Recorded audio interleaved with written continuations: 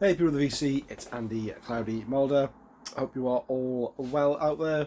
Got a quick vinyl update for you today.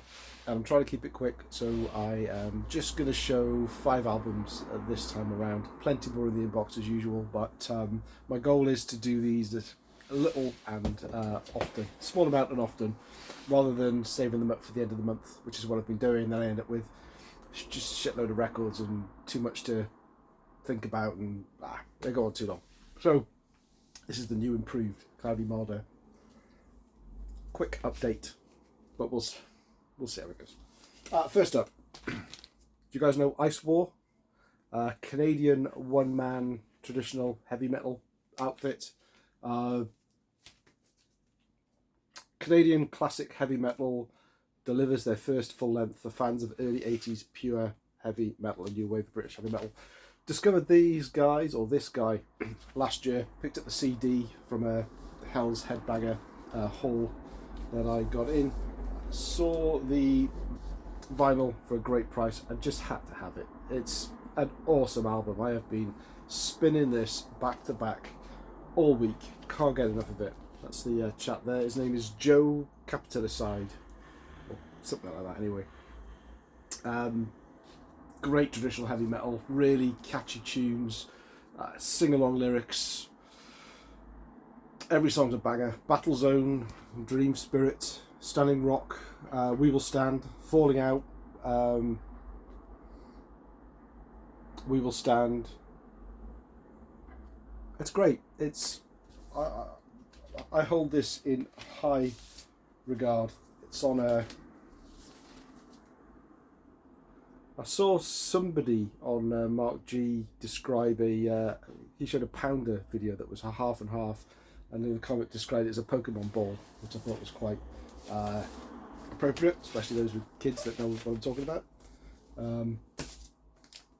So this is Ice War's first album. It was originally is the inner of the lyrics, originally released back in 2016. He's got 2 other albums out since, and I'm going to pick him up. I'm hopefully going to pick him up. I'm certainly going to look out for them.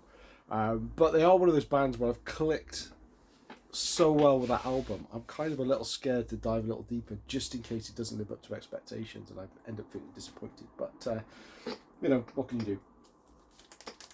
Next up, some UK thrash from Warfare.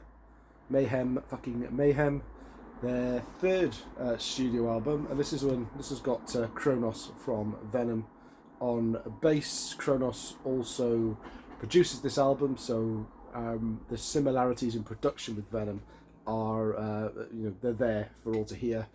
Warfare, though, they're from the segment of UK thrashers that started out as more sort of hardcore punk band, and there's real hardcore punk vibe going all the way through it, and it's an absolute banger as a result. Easily my favourite Warfare album. It's jumped straight to the top. You have got 11 tracks here of pure energy. In fact, no, you've got 10 tracks of pure energy, and you've got a cover of You Really Got Me, which you didn't get me at all, to be honest with you. But Atomic Slut is not only is it a fantastic song name, I have to catch myself. It's a very, very catchy song. Sing along to song. I have to kind of watch myself singing that in front of the kids. But Projectile Vomit is also another good song. But that's a very punk name for a song, isn't it? Extremely Finance, Generator, Hungry Dogs, Abortion Sequence, Murder on Melrose. It's a phenomenal album. I can't believe it took me so long to get this one. I've got couple of other Warfare albums. They never grip me the way that this one has. So if you want to check out Warfare and you do like your thrash metal with a good kick in the face of hardcore to go with it, then Warfare might be a band for you to check out. This is a repress. So this was originally 1986. This is the Back in Black 2018 reissue. This only cost me £7 on eBay plus postage, so a tenner all in all. But brand new, couple of creases actually in the sleeve, but I wasn't going to quibble at that price. That was absolutely fantastic, and it's on a delightful punky pink, or it's more of a pinky purple, but in this light it's looking very, very pink. But, fantastic album. Check out Warfare. Now, Nevermore, Warrell Dane's other band.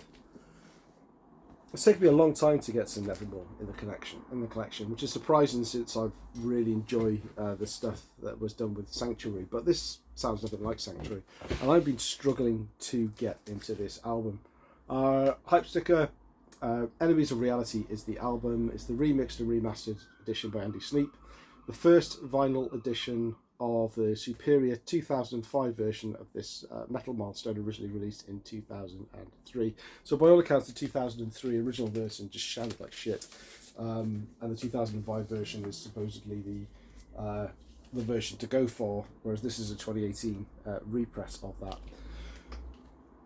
It's 9 tracks, but the reason I find this difficult to get into is the album doesn't flow to me. There's lots of stuff going on, a lot of stuff to get your head around, and I found that the songs that are actually the slower ones, like Tomorrow Turned Into Yesterday, I think it's Who Decides, they're a bit slower. I enjoy those a hell of a lot more than the other ones that I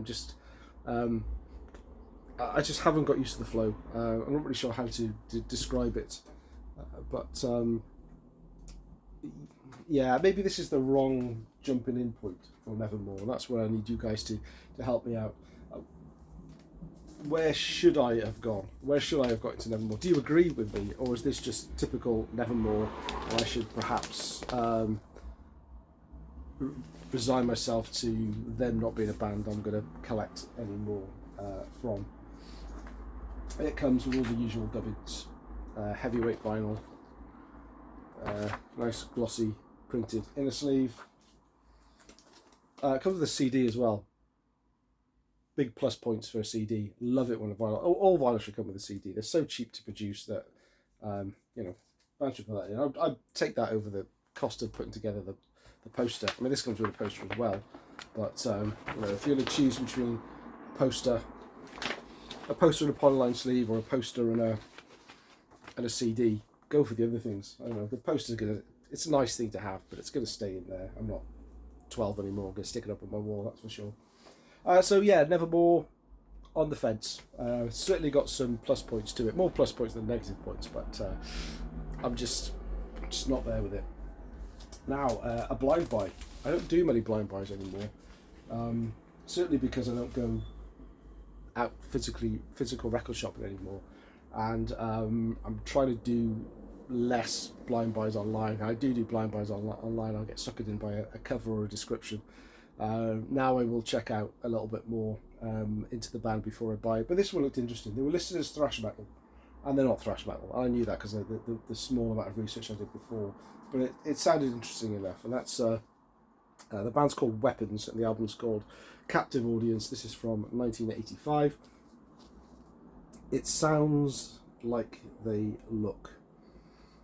They're right in the middle of commercial metal and the glam metal movement in around 1985. There is a certain amount of that Motley Crue rawness to it, and there's a taste of things to come with the way that the whole glam hair metal movement was going. But it's a really, really good album. The ballad Love Games, not so hot on, but the other songs are a little bit raw. They're catchy. You can sing along to them. The Rock Starts Here is a great place to start. Jump in the Fire and Run for Your Life. It's getting harder as well. Really, really good. More on the hard rock than the metal, I would say. But I know nothing about this band. The labels. So if you know something about them, do let me know. Well, in fact, I say I know nothing. I think they are from Detroit, and that's about all I know. Don't know who's in the band, whether they did anything else. But yeah, interesting album. Check them out online. Weapons and Captive Audience. Last one I'm going to do in this quick fire is, I said in one of my previous videos, always try and end on a maiden. I can't end on a maiden, so second best is a Dio. Evil or Divide, the recent reissue, triple LP reissue of live album from, what year was it? Oh, the re-release was 2019. The hype sticker says this is the lenticular version, but it's not. And I'm not that disappointed because the price I paid for it was less than the standard version, which I believe this to be, so it's incorrectly hyped. But I didn't even think it was going to be the version with the lenticular cover when I bought it. Beautiful artwork. It sounds fantastic. No problems with it at all. I think this is the Kill of the Dragon tour. 2 LPs with the same inner sleeve and one custom as well. I think they've all got the same label. Yeah, they've all got the same label. There's a third one that's exactly the same as the last one. It's one of these sort of custom 3 trifold sleeves. Yeah, so this is, despite it saying clearly on there limited edition lenticular 3D, it is the 2D bit of paper. Fantastic artwork nonetheless, but yeah, not bothered though in the least. I have this on CD already, so it's an album I am thoroughly familiar with. I do need to check to see if it is the same track listing as the CD. I have the previous, I know Holy Diver was also recently reissued 3LP. I have the previous issue of that one, and I believe the track listing is slightly different. I have no intention of picking up the new Holy Diver reissue though, so I'm happy with the one that I have got. 3 LPs, 5 sides are the concert, and side F are studio versions. This Is Your Life, Fever Dreams, Push, and The Eyes. Things that let down: drum solo.